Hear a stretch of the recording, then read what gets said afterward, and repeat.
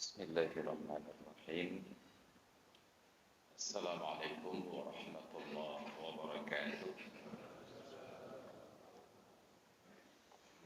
Alhamdulillahilladzi jama'ana fi hadzal makani jam'an marhuba wa ja'ala tafarruqana min ba'dihi tafarruqan ma'suma. Allahumma salli wa sallim ala nabiyyina wa habibina wa syafi'ina wa maulana Muhammadin al-Mustafa arsalahu Allahu basyiran wa nadhira wa da'iyan ila Allah biiznihi wa sirajan munira. Wa qala Allah ta'ala fil Qur'anil 'azim innama ya'muru masajidallahi man amana billahi wal yawmil akhir وأقاموا الصلاة وآتى الزكاة ولم يخش إلا الله فعسى أولئك أن يكونوا من المهتدين صدق الله العظيم وبلغ رسوله النبي الحبيب الكريم ونحن على ذلك من الشاهدين والشاكرين والحمد لله رب العالمين وبعد. Alhamdulillah, syukur kehadirat Allah pada pagi hari yang penuh berkah di hari Jumat di penghujung bulan Safar 1445 Hijriah ini kembali kita dapat berhadir dan bersilaturahmi di Masjid Jami' yang kita cintai ini. Salawat teriring salam kita hadiahkan kepada junjungan alam Nabi kita Muhammad sallallahu alaihi wasallam, kepada keluarga dan sahabat-sahabat beliau sekalian, dan juga kepada guru-guru kita baik yang masih hidup ataupun yang sudah berpulang ke rahmatullah. Hadirin dan hadirat jamaah salat subuh yang saya muliakan dan dirahmati Allah. Ketika kita menyebut masjid ini dengan nama Masjid Jami', itu ada indikasi di dalam bahasa Arab. Kita tahu bahwa masjid sebagai tempat ibadah, secara bahasa masjid artinya adalah tempat sujud. Sujud salah satu rukun di antara rukun-rukun salat. Sedangkan salat nama tempatnya adalah musalla. Seharusnya musalla menjadi lebih besar daripada masjid. Tapi kenyataannya masjid lebih besar daripada musalla. Dan hukum-hukum yang terkait dengan masjid lebih banyak daripada hukum-hukum yang terkait dengan musalla. Ini menjadi sebuah anomali dalam berbahasa. Perkara yang besar, salat, tempatnya mempunyai kedudukan yang kecil, musalla. Bahagian ibadat yang kecil, sujud bahagian dari rukun salat, tapi tempat sujud, masjid secara bahasa menjadi lebih besar. Itu bila melihat dari sisi pekerjaan salat dengan pekerjaan sujud. Tapi melakukan pendekatan yang berbeda. Ternyata sujud menjadi lebih utama dan istimewa daripada salat. Sehingga terjadi perbedaan-perbedaan pendapat para ulama. Sebahagian di antara mereka tidak menyatakan praktek salat yang tidak ada sujud sebagai salat yang definitif.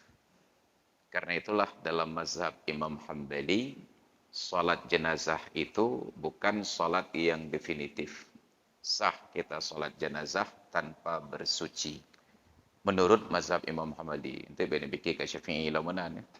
Menurut mazhab Imam Hambali. Maka dalam mazhab Hambali ada warga meninggal dunia, kita hadir dan tidak sempat lagi berwudu, boleh salat. Karena inti dari salat jenazah adalah doa untuk orang yang meninggal dunia. Mereka tidak jadikan itu sebagai salat yang definitif.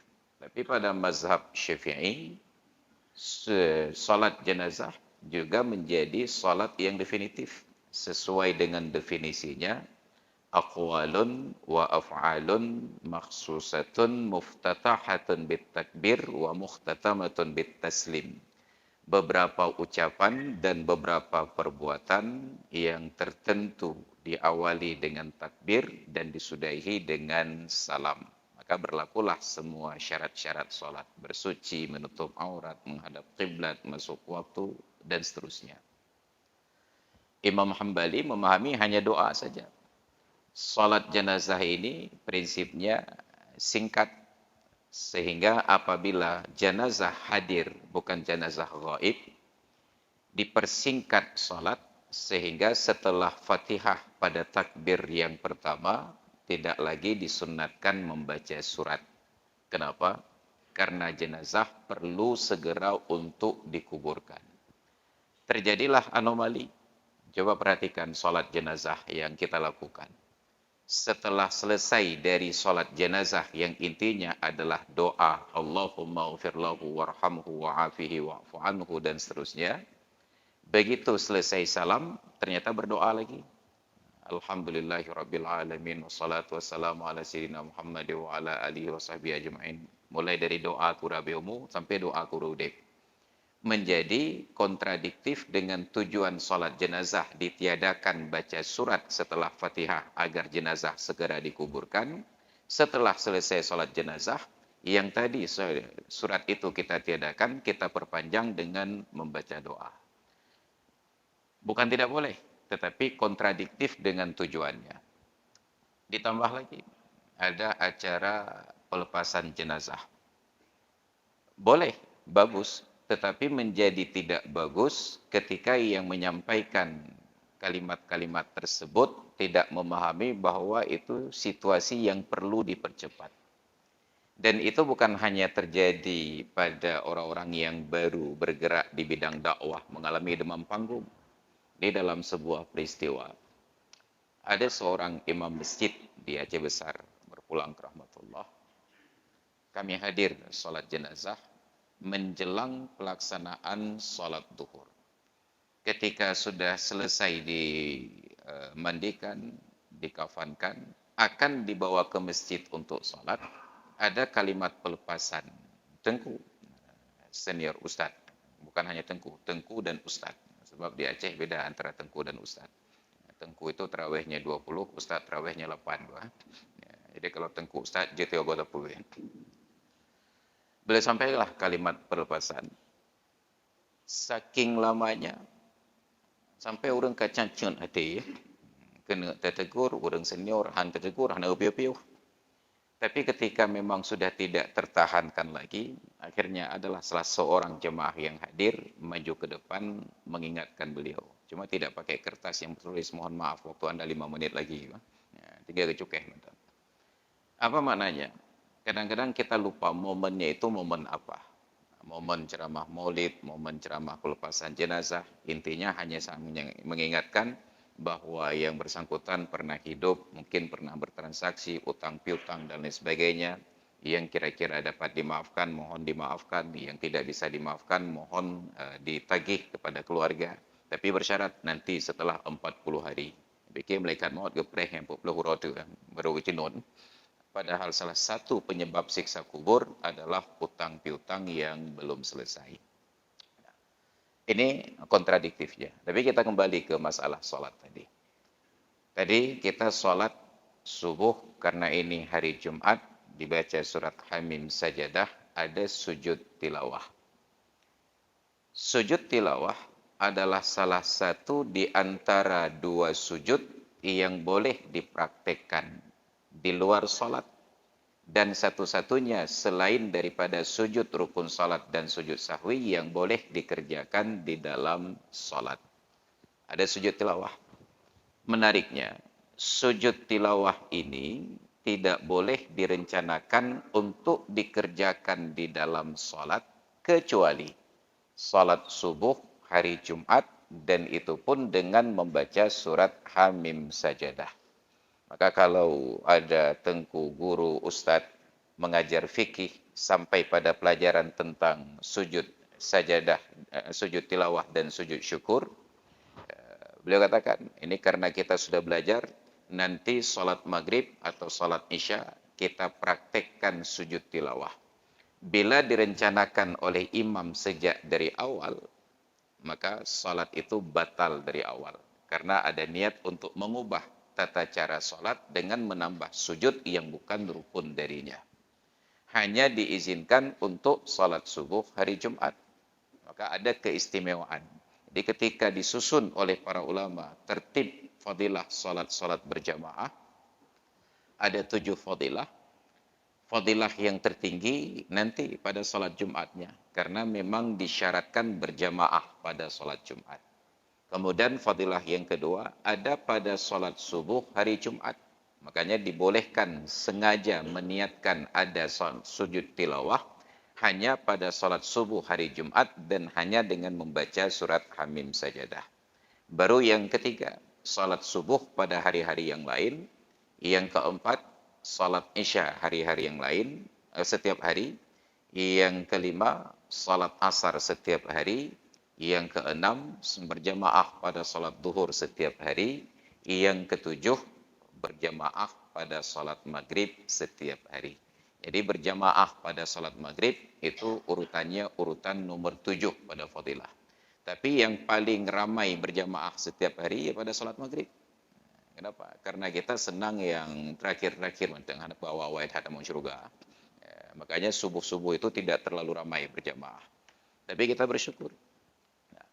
Ketika sujud tilawah menjadi ibadah yang sudah ganjil, tidak pernah dipraktekkan, tumbuhlah kesadaran sebagian kawan-kawan. Saya perhatikan di Banda Aceh, diadakanlah kegiatan khusus safari subuh di hari Jumat, keliling bersilaturahmi, dan khusus dicari imamnya yang hafal surat sajadah. Karena itu pengecualiannya. Dibuatlah komunitas ini dengan sebuah nama, namanya Jumat Barokah. Jumat Barokah. Ketika giliran saya pertama kali diajak untuk menyampaikan tausiah pada kegiatan Jumat Barokah, itu tempat pelaksanaannya di Masjid Al-Hashimiyah di Rukoh. Saya naik ke atas mimbar, setelah puji dan salawat, saya katakan, ini Jumat Barokah, Jumatnya oke. Untuk mengkritisi penggunaan kata barokah. Pekan jemaah O-O-an, padahal kita di Aceh nggak ada O. Orang Aceh itu banyaknya A, Ramadan, Mahram. Ini tiba-tiba sudah Ramadan, Mahram, Umroh. Nyo ka barokah, wah. Nyo barokah, uronyo ke, wah. Maka barulah tersadar kawan-kawan ini, lalu mengubah sebutannya dari Jumat Barokah menjadi Jumat Berkah. Kamu O aja dan nyuruh Aceh. Padahal di Aceh tidak ada kosakata O, kosakata yang mengandung O, kecuali satu saja, yaitu Be-O. Itu yang ada di Aceh. Yang lain A, Ramadan, Mahram, Umrah. Walaupun itu juga tidak fasih secara bahasa Arab. Maka tadi malam dalam perjalanan kemari di stasiun radio, saya dengar ada diputar siaran ulang tentang ceramah guru-guru kita yang tertentu. Saya menjadi tidak nyaman ketika mendengarkan lafzul jalalah itu dibaca tidak fasih. Bertingat ke Allah. Padahal Allah itu dia harus tafkhim, dibaca harus ada bunyi O-nya. Allah. Jadi anomali dalam bahasa Indonesia, yang bacaannya O ditulis A, yang bacaannya A dibaca O, yang tulisannya A dibaca O. Coba perhatikan, dalam Kamus Besar Bahasa Indonesia, lafzul jalalah itu tulisannya A-L-L-A-H. Tapi bacanya wajib Allah. Sedangkan Ramadan memang tertulis R-A-M-A-D-A-N, Ramadan. Tapi dibaca Ramadan. Jadi memang paling tidak taat azas gitu. Maka seburuk-buruk orang Aceh ini lebih sesuai dengan KBBI. Jadi walaupun agak menghibang-hibangai bacot, tapi sesuai dengan KBBI. Dan lidah kita ini sesuai dengan lidah Melayu. Maka orang Malaysia paling senang ketika mengundang imam bulan Ramadan, itu hafid dari Aceh. Kenapa? Lidahnya lebih sesuai. Orang Malaysia itu tidak terlalu banyak O-nya. Dan di antara semua daerah di Aceh, yang paling sesuai dengan lidah Melayu adalah Aceh Rayu. Makanya di Aceh Rayu itu agak-agak mirip Malaysia sedikit. Bukan satu. dua, le. Beda dengan Aceh Utara lu semua. Sa, dua, le. Di Aceh Raya, dua, le. Jadi ada EE-nya sedikit. Itulah aja intonasi. Jadi hanya boleh pada solat subuh hari Jumat. Itu keistimewaan hari Jumat. Mulai dari solat Jumatnya, subuh hari Jumatnya, bahkan sepanjang Jumatnya. Kembali ke cerita masjid tadi. Maka masjid menjadi istimewa karena satu-satunya praktek ibadah yang dibatasi di dalam Islam adalah sujud. La tasjudu lisyamsi wala lilqamari wasjudu lillahi alladhi khalaqahunna. Jangan kalian sujud menghadap matahari dan jangan pula kalian sujud menghadap bulan, tapi sujudlah menghadap Allah, Tuhan yang menciptakan mereka semua. Maka tidak ada ibadah di dalam Islam yang bentuknya sujud kecuali sujud rukun salat, sujud sahwi di dalam salat, sujud tilawah di dalam dan di luar salat, dan sujud syukur. Lalu tidak boleh ada bentuk-bentuk sujud yang lain. Ini khas dalam Islam. Tidak boleh ada praktek sujud dalam bentuk yang lain. Benar bahwa ada hadis Nabi yang menyatakan aqrabu ma yakunul 'abdu min rabbih wa huwa sajidun fa'aktirud du'a. Posisi terdekat seorang hamba dengan Tuhannya adalah ketika dia sedang sujud. Wa huwa sajidun, sedang sujud. Fa'aktirud doa, maka di dalam sujud itu perbanyaklah doa. Intinya perbanyak doa di dalam sujud, bukan sujud ketika berdoa. Kapan mungkin memperbanyak doa dalam sujud? Ketika salat sendiri. Sedangkan salat berjamaah ada kewajiban untuk ikut imam. Fa'idha raka'a farka'u, fa'idha rafa'a farka'u, fa'idha kabbara fakabbiru. Itu prinsip salat berjamaah. Karena pemahaman yang sepenggal-sepenggal, terjadilah dalam praktek. Kita memahami doa di dalam sujud, sujud di dalam salat, dan sujudnya di rakaat yang terakhir, yang paling akhir. Maka rakaat pertama, sujud, rakaat sujud pun sujud kedua, biasa saja. Sampai rakaat terakhir, sujud yang pertama, biasa saja. Begitu sampai sujud yang kedua, kita perpanjanglah doa. Betul. Tetapi ketika sedang ikut imam, imam sudah duduk tasyahud, kagak baca tasyahud, kadruk wa asyhadu alla ilaha illallah, itanya mentang pingkui gerau. Apa yang terjadi? Yang pertama, ketidakpatuhan untuk mengikut imam. Dan yang kedua, menimbulkan kegelisahan kepada orang yang di sampingnya, kanan dan kiri. Igap ka asyhadu, iganya mentang untuk kui. Pikiran orang berbedanya, pementang udah pekabeh umur. Atau paling kurang mentang kata mentang jaga. Sah salat, tetapi menimbulkan gelisah kepada orang lain. Sama-sama sah. Yang salat sah, yang geli juga sah. Gelisah orang lain, gelan aja. Maka ada adabnya. Tidak boleh sujud kecuali tadi sujud rukun salat, sujud sahwi di dalam salat. Sujud sahwi pun tidak boleh dilakukan kecuali ada sebabnya. Sunat sujud sahwi. Tapi kalau tidak ada sebab, menyebabkan batal salat. Sujud tilawah dan sujud syukur. Yang lain tidak boleh. Maka khususlah sujud itu untuk umat Islam dan kepada Allah. Wasjudu lillahi alladhi khalaqahunna. Maka dijadikan masjid dengan istilah yang khusus ini, dengan aturan ibadah yang khusus. Berkembanglah waktu. Maka Rasulullah menjadikan dakwah itu berpusat di masjid. Dari masjid ke masjid. Di Mekah ada Masjidil Haram, di Madinah ada Masjid Nabawi. Kemudian ketika umat Islam taklukkan Mesir dari tangan Romawi oleh panglima perangnya, Amru ibnul As membangun masjid di daerah Fustat, bentengnya orang Romawi, dinamakan dengan Masjid Jami' Amru ibnul As. Kemudian umat Islam taklukkan Andalus, dibangun Masjid Al-Hamra. Kemudian ke setiap tempat Islam datang dibangun masjid. Saat Muawiyah bin Abi Sufyan pindahkan ibu kota Islam dari Madinah ke Damaskus di Suriah, maka di Suriah dibangun masjid, Masjid Jami' Al-Umawi. Ketika ibu kota Islam berpindah ke Irak, di Irak dibangun masjid.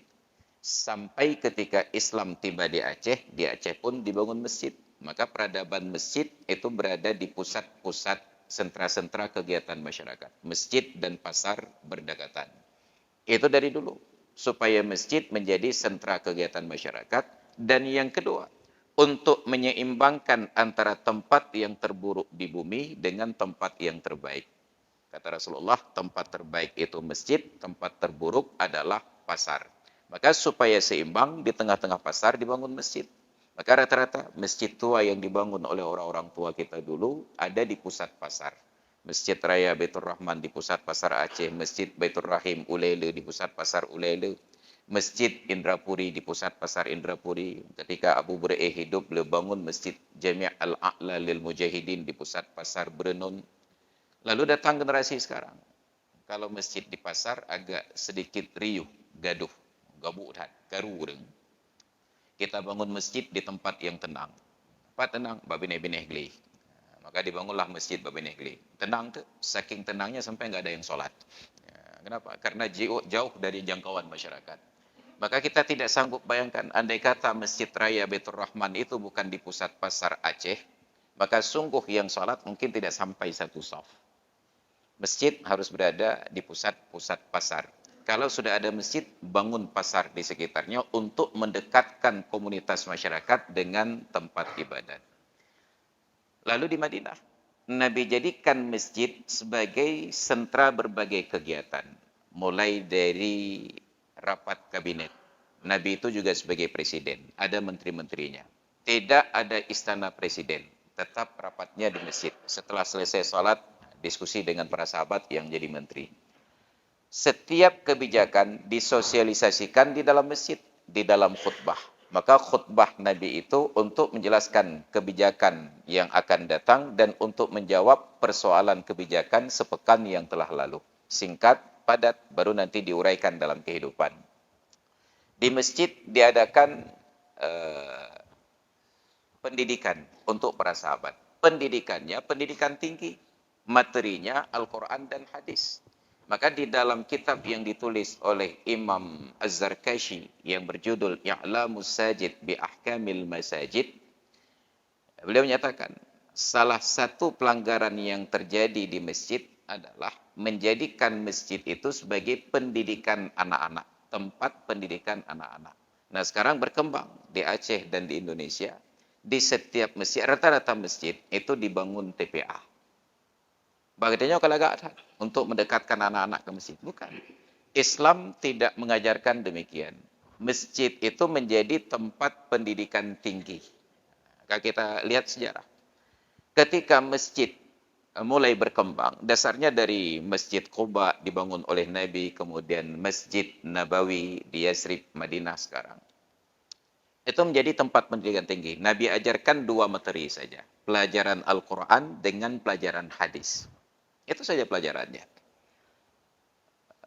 Karena bertumbuh masjid-masjid yang lain, mereka sholat Jumat di masjid tertentu. Maka terbagilah masjid menjadi masjid jami' dengan yang ghairu jami'. Masjid jami' itu yang ada pelaksanaan Jumat. Yang ghairu jami' yang hanya untuk sholat fardu 5 waktu. Ketika masjid yang ada Jumat identik dengan jami', sampai dalam sebutan orang Arab tidak lagi dikatakan masjid, tapi langsung disebut jami'. Maka Al-Azhar menjadi jami'. Masjid Husain di sampingnya menjadi jami'. Masjid Hagia Sophia di Turki juga disebut dengan Jami' Hagia Sophia. Masjid berganti sebutan. Bukan berganti nama, berganti sebutan menjadi jami'. Karena di dalamnya ada pendidikan, tiang-tiang masjid itu diisi oleh guru-guru pengajian.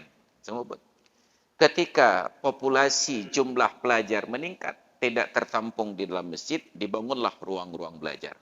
Ruang-ruang belajar ini dipakailah nama masjid. Dari kata-kata jami' menjadi jami'ah, universitas. Itu menunjukkan bahwa pendidikan di masjid itu pendidikan tinggi. Ketika Islam sampai ke Aceh, guru-guru kita dulu, orang-orang alim itu belajar ke Arab. Pulang dari Arab, mereka tidak bangun dayah. Mereka tidak bangun pesantren. Mereka membangun masjid. Dibangun masjid, jadi imam masjid, dan tetap berada di dalam masjid. Pamor keilmuannya terkenal sampai ke santero negeri. Orang datang untuk belajar. Yang dekat-dekat dengan masjid, selesai belajar, pulang ke rumah. Yang jauh dari masjid, mulai terfikir. Nyoba ke istirahat. Maka dibangunlah bilik-bilik di sekitar masjid. Rangkang-rangkang. Jadilah dayah. Maka rata-rata dayah tua itu di sekitar masjid. Sekarang dibangun dayah jauh dari masjid. Murid-murid yang ingin belajar di dayah, ketika mau ke masjid harus berjalan jauh. Karena semua pembangunan kita sekarang tidak terkoneksi, tidak terhubung. Dulu ketika di Subul Salam baru berkembang, dibangun terminal. Terminal dengan jalan tidak terhubung. Sehingga mobil, bus yang mau masuk terminal terpaksa jalan kaki. Bus payah hajak untuk pak. Kan urung. Nyahana jalan dari jalan raya menuju ke terminal. Bus mentang untuk tambang terminal, busnya payah hajak untuk pak. Kita bangun waduk. Di Aceh Besar itu ada waduk keliling. Waduk tidak terkoneksi dengan saluran irigasi. Bahkan air dalam waduk ingin masuk ke irigasi harus jalan kaki. Cik. Payah hajak untuk pak. Tidak terhubung. Kita bangun masjid. Masjid dengan dayah tidak terhubung. Maka orang dayah mau ke masjid, payah hajak untuk pak. Cik. Orang dari dayah hajak masjid dengan tapak. Dari waduk ejak ke debari irigasi, payah hajak untuk pak. Motor dari jalan tambung terminal, payah hajak untuk pak. Bandung payah hajak untuk pak. Kenapa? Pembangunan yang tidak terkoneksi. Maka ini anomali bagi kita. Jadilah masjid itu pendidikan tinggi. Hari ini, masjid menjadi pendidikan rendah. Belajar, baca, tulis Al-Quran. Lalu timbullah kontradiksi. Masjid yang harusnya tenang untuk beribadah, menjadi gaduh dengan keributan anak-anak. Coba perhatikan masjid-masjid yang ada TPA di dalamnya. Salat asar itu waktunya. Kalau sekarang dari jam 4 kurang 20 sampai dengan sebelum berkumandang azan maghrib di dalam mazhab Syafi'i. Kecuali mazhab Imam Hanafi, berakhir waktu asar apabila bayang-bayang setiap benda sama 2 kali lipat ukuran benda tersebut. Mazhab Syafi'i, ataigah lam ilub matauro, belum berkumandang azan maghrib, masih ada waktu asar. Walaupun sudah masuk kategori waktu makruh tahrim. Okeylah, jam 5 masih ada waktu asar. Setengah 6 masih waktu ikhtiar. Tapi jam 5, jam setengah 6 kita datang ke masjid-masjid yang ada TPA. Kita salat dengan tenang, terganggu dengan keributan anak kecil. Tadot anak mitnya, karu dah anak mit. Idot dan nyoleh gurai aja. Iran telat hanya mayang. Pertanyaannya, masjid untuk tempat hubut Al-Quran atau untuk tempat salat? Maka ketika kita kaji dalam tulisan Imam Az-Zarkashi, beliau katakan, tidak boleh di masjid diajarkan anak-anak karena kebiasaan dari anak-anak adalah gaduh dan ribut. Maka dulu Nabi jadikan masjid tempat pendidikan tinggi para sahabat. Belajar Al-Quran dan belajar hadis. Di masjid disampaikan kebijakan-kebijakan politik. Maka ketika hari ini dikatakan tidak boleh berpolitik di dalam masjid, ada benar, ada salah. Di mana benarnya? Yang benarnya adalah tidak boleh ada orang yang kampanye untuk politik di dalam masjid untuk kepentingan pribadi. Saya mencalonkan diri sebagai caleg, sebagai kepala daerah, tidak boleh kampanye di dalam masjid. Tapi setelah terpilih menjadi kepala daerah, je ke geci, je ke bupati, wali kota dan gubernur, salah satu tempat untuk menjabarkan kebijakan adalah di dalam masjid. Maka kenapa di dalam Islam pemimpin itu mesti laki-laki? Karena pemimpin ini harus menjadi imam salat dan harus menjadi khatib. Maka seharusnya syarat menjadi kepala daerah di Aceh bukan tes baca Quran. Jangan untuk tes namung SD. Syarat jadi kepala daerah di Aceh harusnya di daerah yang bersyarat Islam, calon kepala daerah harus mampu untuk menjadi khatib. Tesnya calon bupati, calon wali kota, ciik itu mimbar tu. Hanya menyanyai pegat syarat, insya-Allah urang-urang lagi kamu nak peluang. Aceh urang khutbah tapi kan. Jangan syaratnya kamu nang nanya boleh. Tinggal syarat. Dan itu syarat yang paling berat. Bukan gampang menjadi imam. Maka kalau ada orang yang hafal Al-Quran, belum teruji hafalannya sebelum ayat yang dia hafal, berani dia baca di dalam solat ketika menjadi imam. Nyan metutu dia. Ijab kabul nikah itu gampang saja. Ilon je ulang-ulang tiploh go, you know. Saya terima nikah fulanah binti fulin anak bapak dengan mas kawin sekian mayam emas dibayar tunai. Nyan je dah apa ya? Tapi menantedu ili ke wali ke lali saksi. Nyai tebit reo kuneng ni. Kenapa? Semua mata terfokus kepadanya. Pegah habar serang duk bak kedai kopi Bandung je. Tapi ciu tu mimbar. Nyan megok-gok mimbar. Pai minta dukang peh labang tu. Goyang mimbar. Ini aturannya. Kenapa presiden itu harus laki-laki? Kenapa khalifah itu harus laki-laki? Dia harus menyampaikan kebijakan. Jadi imam salat dan jadi khatib. Tapi ternyata di Aceh, yang jadi kepala daerah tidak pernah jadi imam, apalagi jadi khatib. Makanya selama Rasulullah hidup, khatib Jumat selalu Nabi, khatib Hari Raya selalu Nabi. Enggak ada kesibukan BKM untuk menyusun jadual khatib. Jumat ini khatib sebulan. Tetap khatib itu berlanjut. Ketika Abu Bakar jadi khalifah, beliau khatib, beliau imam. Umar demikian, Utsman demikian, Ali demikian, sampai khalifah-khalifah. Hari ini harusnya dengan syariat Islam di Aceh, Masjid Raya Baitur Rahman itu khatib hanya ada 2. Kalau bukan gubernur, wali nangrau. Yang gubernur sampai oronyo hana ge, wali nangrau sampai gede mo hana ge. Seharusnya itu menjadi tempat mereka menjabarkan kebijakan. Ini harusnya di dalam aturan Islam. Maka ada masjid jami', tempat pelaksanaan Jumat. Diatur. Hari ini muncullah wacana dari orang-orang yang di pusat bahwa masjid akan dikontrol oleh pemerintah, siapa yang jadi khatib, apa materinya. Mereka buat alasan, karena di Arab, di Mesir, di negara-negara Arab, termasuk di Malaysia, itu masjid dikontrol oleh pemerintah.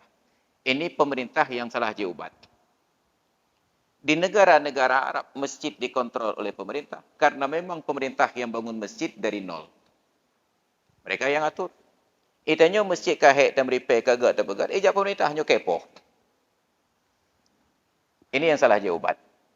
Maka di dalam agama, harusnya pembangunan masjid memang harus melibatkan pemerintah. Sampai nanti ketika di dalam sebuah kawasan Jumat terdapat lebih daripada satu masjid, ta'addud Jumat.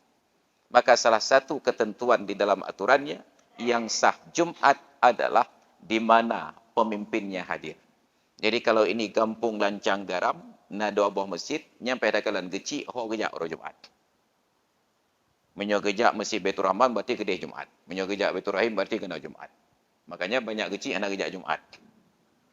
Bahkan berkacau orang kampung tu hojak. Ini aturannya. Kenapa? Kewenangannya ada pada pemerintah yang mempunyai tempat. Ketika ribut-ribut tentang ta'addud Jumat, kita punya solusi. Kalau ragu di mana yang sah Jumat, maka untuk mengantisipasi, di sebahagian tempat diadopsilah solat duhur setelah Jumat. Tetapi di Arab, mereka merujuk fatwa dari Ibnu Taimiyah dalam kitabnya Al-Fatawa Al-Kubra. Pada salah satu poinnya ditanyakan, bagaimana hukumnya bila dalam sebuah kawasan ada 2 masjid dan dua-duanya dilaksanakan Jumat? Nyo jawaban Ibnu Taimiyah, konkretnya hanya sekedar referensi bagi kita. Apa jawaban beliau? Apabila di satu tempat pelaksanaan Jumat ada 2 masjid dan dua-duanya dilaksanakan Jumat, dua-duanya sah, kata beliau. Apabila ada salah satunya yang tidak sah, maka yang tidak sah ini dosanya ditanggung oleh pemerintah. Kenapa? Karena pemerintah yang mengizinkan pembangunan masjid di samping masjid yang sudah ada. Maka panjang kewenangan. Jadi tidak seperti pemerintah Republik Konoha yang ujuk-ujuk langsung ambil keputusan hukum, masjid dikontrol oleh pemerintah. Tidak. Ada proses dari awal, di mana boleh dibangun masjid, berapa anggaran pembangunan masjid. Kemudian direkrut imam masjid dengan seleksi khusus formasi pegawai negeri. Formasi imam masjid. Syaratnya hafidh 30 juz, kemudian ada S1 di bidang perbandingan agama, agar perbandingan mazhab, agar ibadahnya itu bisa merepresentasikan semua perbedaan-perbedaan tersebut. Ini peran masjid. Maka hari ini, ketika kita sudah sampai pada tahun 1445 Hijriah, ada hal-hal yang terkait dengan masjid ini harus kita kaji mendalam, sebab sudah terjadi banyak pelanggaran. Salah satunya, dulu tidak pernah masjid menjadi tempat untuk pernikahan. Tapi hari ini masjid sudah menjadi aulanya KUA. Agenda utamanya adalah menikah. Bukan tidak sunat menikah di masjid. Sunat. Kita akui, dikutip oleh para ulama. A'linu hadzal nikah waj'aluhu fil masajid wadribu alaihi biddufuf. Tetapi dijelaskan oleh para ulama. Umumkan pernikahan ini, selenggarakan di dalam masjid dan pukullah rapai di bawah dia. Tapi dituliskan keterangan, innama huwa limujarradil aqdi. Tapi yang dianjurkan itu hanya semata-mata akad. Apa semata-mata akad? Hanya melibatkan rukunnya saja. Wali, pengantin laki-laki, dan saksi. Maka masjid di kampung saya, sampai hari ini, hari Jumat itu dijadikan hari pernikahan di masjid. Nikah pagi, lanjut sholat Jumat, setelah Jumat, baru pulang perbaikan gizi ke rumah darah baru. Maka jika kamu semangat ya Jumat. Karena saya kalau Jumatnya karena perbaikan gizi nikah, tapi tidak melibatkan kehadiran pengantin perempuan. Sekarang ini masjid-masjid berlomba-lomba memfasilitasi pernikahan dengan menghadirkan pengantin perempuan lengkap dengan topeng monyetnya. Make up. Di Masjid Raya Baitur Rahman, nikah pertama itu jam 8. Pertanyaannya, kalau jam 8 nikah, jam berapa di make up? Paling telat poh 5. Menyepoh 5 di make up. Nah rencana teman subuh lah. Itu salat subuh yang paling mahal di dunia. Karena wudhu melepaskan make up. Ulanglah. Tidak salat subuh. Oh, kenapa tengku? Karena darah baru tengah berhalangan, sedang menstruasi. Anda tahu pengantin perempuan sedang menstruasi, lalu Anda persilahkan duduk di dalam masjid di depan mimbar. Tetap tidak lepas dari dua kemungkinan. Menyakan ketinggalan sembahyang subuh, maka duduk dalam masjid dalam keadaan menstruasi. Na'udzubillah, summa na'udzubillah. Itu tidak menjadi perhatian. Maka masalah di negeri kita, sebahagian guru-guru kita tidak melihat lagi realitas ini, melihat hanya yang idealitas. Maka hari ini menjadi sulit ketika saya katakan, masyarakat kita sedang susah, ekonomi sedang sulit, harga beras meningkat. Harusnya ketika nanti datang bulan Maulid, maka Maulid itu kita selenggarakan tapi dengan penyesuaian. Beklim 3 orang tabu kampung Bandung pegak kenduri. Kita cicil, diumumkan. Siapa mau buat kenduri Maulid, orang kampung dia nak tertuh baru mau dicicil 100 hari. Usahakan setiap hari kendurinya jemaah masjid yang datang makan siang. Kenapa? Agar orang-orang miskin yang salat berjamaah di masjid, mereka bersyukur. Nyota semayang luhur orangnya di masjid jami', insya-Allah buca uro kenduri rumah Pak Fulan. Atau kita buat kenduri di masjid agar tamu yang datang tidak terbebani dengan menenteng gula. Nyojak bakanduri mulut kena pajah bupri, rupaji payah bahasa 2 kilo. Kapuk 10 ribu aja. Ada anak murid Pedro aja dah ya. Maka kita buat kenduri maulidnya di masjid. Kita buat spanduknya. Hari ini makan siang gratis ditanggung oleh Bapak Pulan kenduri maulid beliau. Tapi tak pernah jadual sampai tertuh hurau ke. Dan nanti dibuat foto lagi. Dan yang ingin kampanye tinggal tulis. Jangan lupa nanti pilih saya. Jadi buat kenduri maulid ya. Pelan-pelan kita ubah. Tapi hal-hal begini tidak tersampaikan pesannya dengan baik dan tidak dipahami dengan baik oleh sebahagian guru-guru kita. Tapi hanya berat kenduri abu. So pegah berat kenduri. Ilmu beberapa pegah kenduri anak karu. Mbak abu kenduri cahana bupan. Karena yang bereh karena orang kira, lemah karena orang kira, Bandung karena orang kira. Tapi masyarakat yang buat kenduri menjadi beban. Maka ada hal-hal di dalam agama yang terkait dengan masjid ini perlu kita kaji kembali bagaimana yang bagus dan bagaimana yang maslahat. Maka hadirin dan hadirat sekalian yang dirahmati Allah, kita bersyukur pagi hari ini, hari Jumat, kita datang kembali salat berjamaah dan saya yakin ibu-ibu yang datang diajak oleh suami karena prinsip dasarnya bagi seorang istri datang ke masjid salat berjamaah tanpa izin suami itu tidak dianjurkan, dilarang. Boleh ke masjid dengan izin suami. Dan cara paling mudah minta izin suami adalah mengajak suami ke masjid. Bang, tajak semayang masjid. Bagi suami yang malas, paling-paling dia kerja getah. Alhamdulillah. Jadi, cara paling mudah minta izin adalah mengajak suami ke masjid. Dan saya yakin ibu-ibu yang hadir itu diajak oleh suaminya.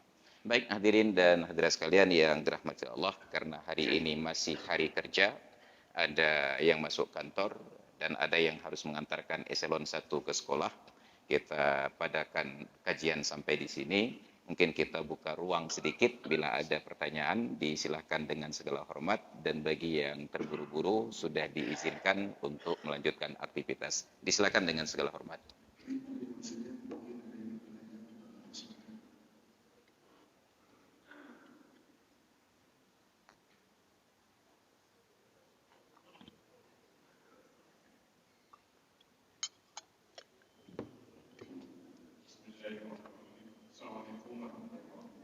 Waalaikumsalam warahmatullahi.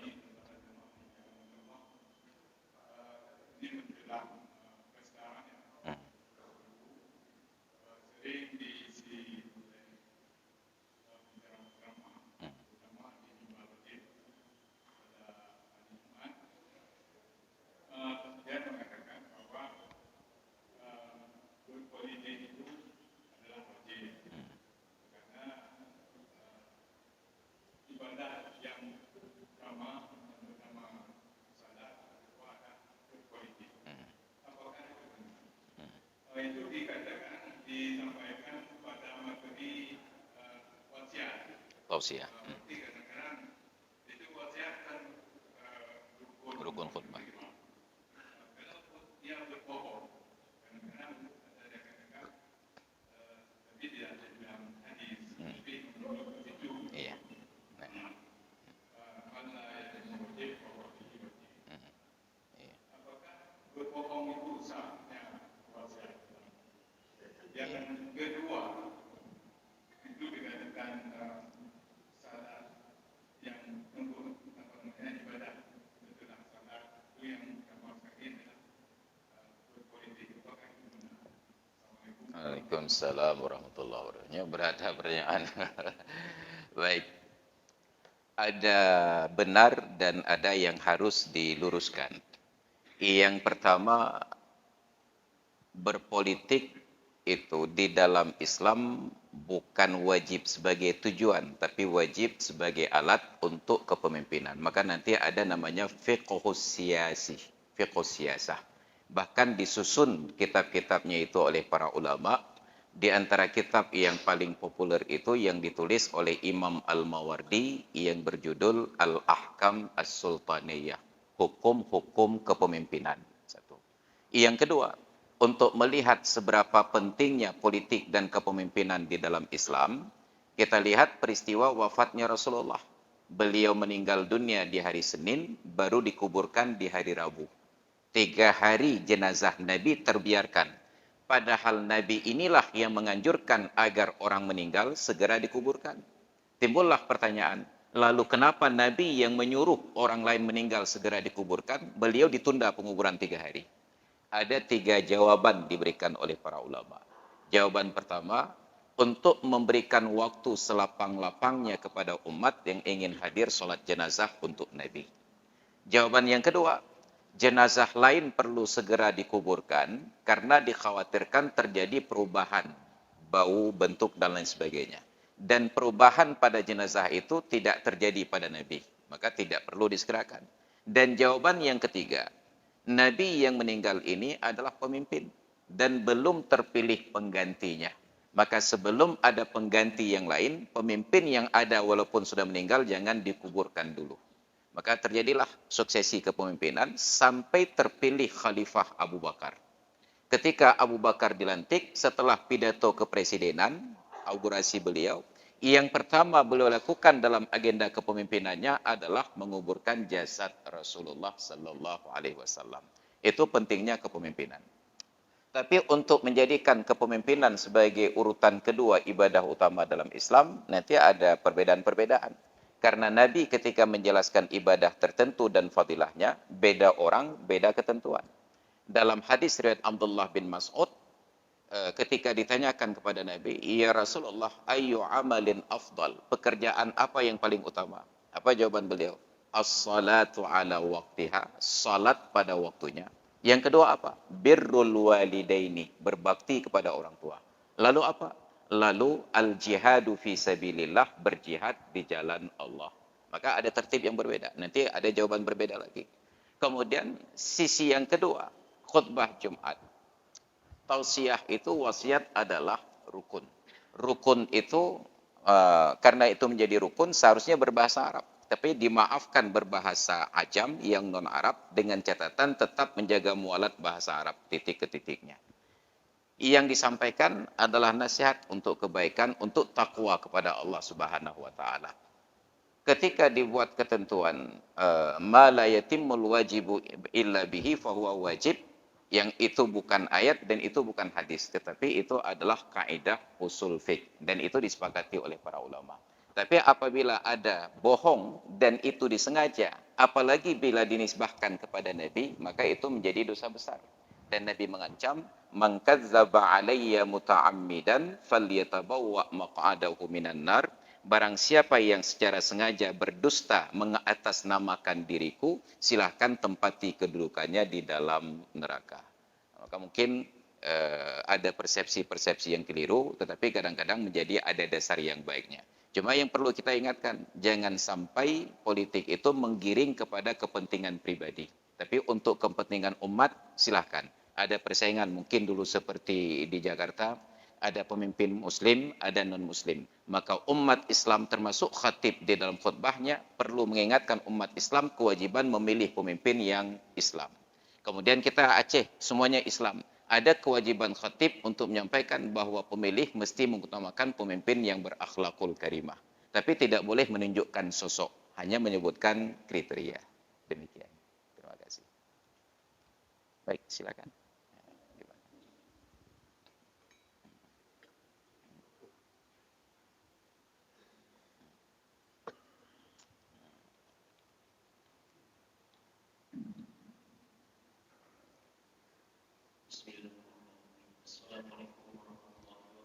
Waalaikumsalam warahmatullahi wabarakatuh.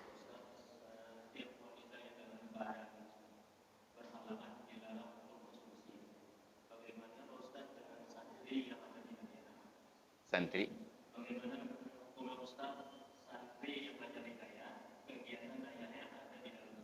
Iya.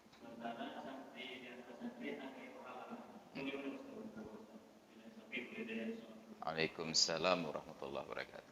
Orang yang sedang sedang dan berhadas besar. Hadas sedang itu junub. Apakah junub disebabkan hubungan seksual suami istri ataukah junub itu disebabkan inzal mani? Hadas besar itu ada menstruasi, ada nifas.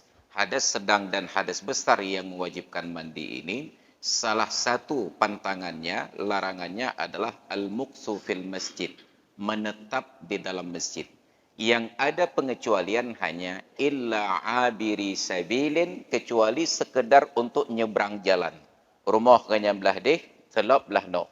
Ataupun ganyan dari belah deh, kena cok timah belah no. Sekedar lewat. Jangankan duduk di dalam masjid, berhenti dalam keadaan berdiri saja, itu sudah haram. Misalnya sedang melangkah di dalam masjid untuk menyintas, tiba-tiba tertarik melihat pengumuman, gedang itu untuk sekedar baca pengumuman. Berhenti sekedar baca pengumuman bahkan sambil berdiri, itu sudah haram hukumnya. Tidak ada pengecualian walaupun untuk santri yang sedang belajar di dayah. Makanya di dayah yang ada masjid, biasanya masjid itu pada posisi dayah laki-laki, santri yang agam. Sedangkan yang perempuan itu berada di tempat terpisah. Dulu saya mengaji di Lamno, Dayah Budi. Tempat kami santri laki-laki itu ada Masjid Jangut namanya. Makanya Dayah Budi itu disebut Budi Mesja. Bahrul Ulum Diniyah Islamiyah Masjid Jangut. Ketika terjadi tsunami, yang dayah laki-laki runtuh, berpindah dayah laki-laki ke dayah perempuan, yang perempuan dipindahkan ke tempat lain. Dibangun masjid lagi di tempat laki-laki bermukim. Jadi walaupun di pesantren, apalagi murid perempuan yang di pesantren, tetap haram masuk masjid dalam keadaan menstruasi, dan haramnya menjadi lebih berat sebab mereka berilmu. Mungkin orang awam karena tidak ada ilmu, dimaafkan masuk masjidnya. Tapi tidak dimaafkan karena dia tidak belajar. Demikian. Terima kasih.